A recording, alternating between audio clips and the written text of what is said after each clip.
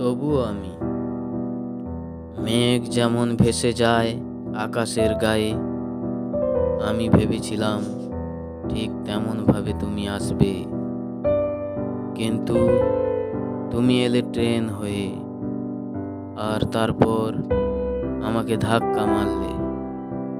হাত পা ছেঁড়াছেঁড়ি হয়ে আমার ডেড বডিটা ছিটকে পড়লো নর্দমার দিকে।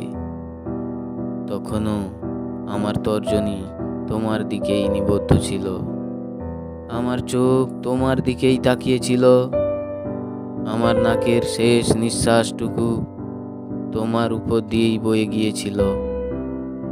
কিন্তু মনটা আমার হারিয়ে গিয়েছিল। তুমি আমার মাথাকে বুড়ো আঙুল দেখিয়ে তাকে রেখেছিলে সিন্দুকের মধ্যে। মারা যাওয়ার আগে আমার মাথা সে কথা আমাকে বলেছিল। ভুলটা অবশ্য আমারই, কারণ তুমি যে লাইনে আসবে আমি সেই লাইনেই দাঁড়িয়েছিলাম।